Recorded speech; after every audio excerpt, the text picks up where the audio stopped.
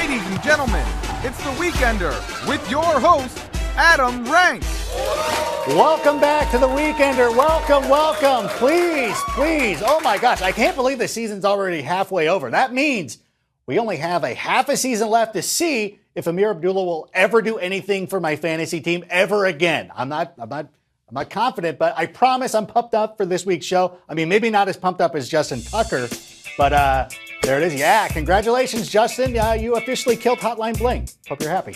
Also, congratulations to Colin Kaepernick, who turned 28 this week. And as a gift, your team got you a brand new hat and clipboard to hold on the sidelines for this week's game against the Falcons. Now, I've backed you for a long time, Colin. I'm a huge fan, but it's hard to debate the benching after watching plays like this. Unsportsmanlike and the two half the distance. But obviously he couldn't hear you, Tori, because he had his Beats headphones on. Because he's a man. Is that not how he danced? All right. Sorry, Justin Tucker. I guess you're the only one who can dance. The Packers are at the Panthers, and it is going to be our game of the week. Aaron Rodgers, he's amazing coming off losses. He has not lost back-to-back regular season games since 2010. So he's going to be awesome. Cam Newton's going to be awesome. This is going to be a great game. But the thing I really want to see, what will the Panther fans be picketing this week? The Redskins are at the Patriots, and Tom Brady said this week that a perfect season is the furthest thing from his mind. That'd be the furthest thing from anybody's mind. I could really care less.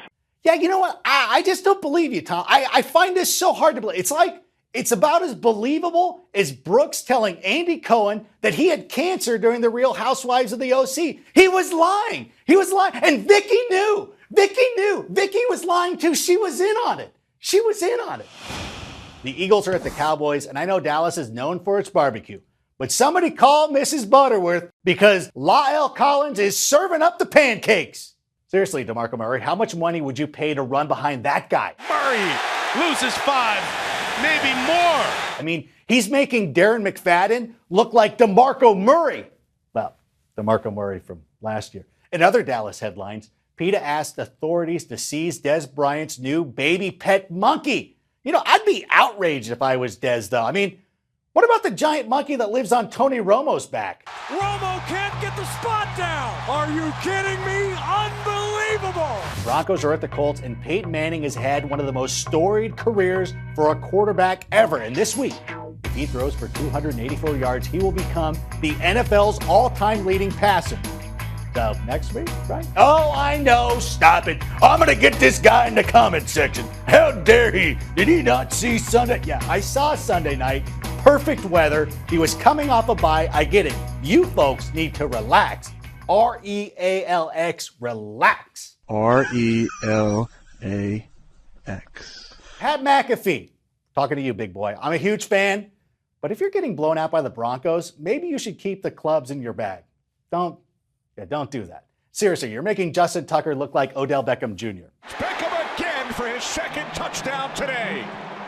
The Bills are playing the Dolphins, and what a difference a week makes for Dan the Animal Campbell. I mean, a week ago, you were a brash, fresh voice, a first-year coach eager to take a shot at Bill Belichick, and then he got trounced by the Patriots. Man, why does that seem so familiar? I never came here to kiss Bill Belichick's rings.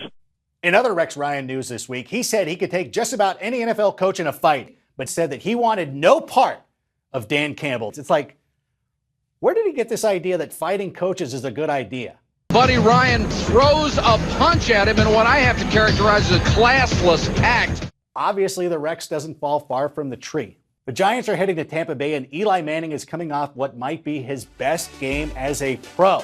I mean, honestly, you know it's a good day for Eli when he has to use both hands to count the number of touchdowns that he threw. And that's it for this week's show. Thanks to Eli Manning for continuing to have some of the best faces in football. We'll see you next week. Seriously, that was the face that took down Tom Brady. That mug has won 2 Super Bowls. R-E-A-L-X, R-E-A-L-X, R-E-A-L-X, R-E-L-A-X. No regrets. All right, I get it. I'm dyslexic, okay? Have a heart.